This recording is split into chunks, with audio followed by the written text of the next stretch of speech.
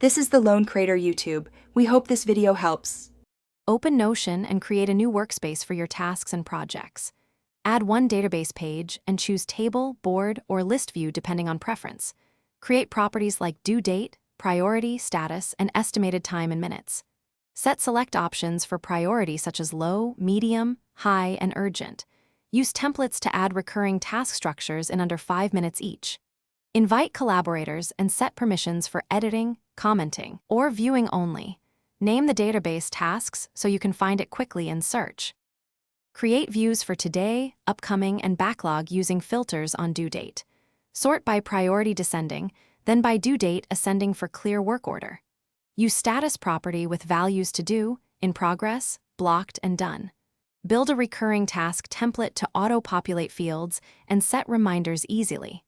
Add a roll-up to show total estimated time in minutes for each project. Use formulas to compute percent complete as completed subtasks divided by total subtasks.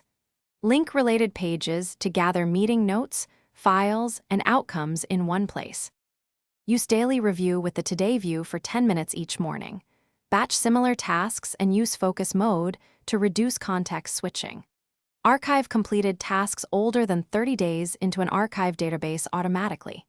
Integrate with Calendar to sync due date with Google Calendar in real time. Use keyboard shortcuts like CMD or Control-K and / to speed navigation. Create a lightweight naming convention for projects and tasks to stay consistent. Regularly refine properties and templates every 2 weeks to match changing priorities. Thanks for watching. Consider subscribing if we helped you.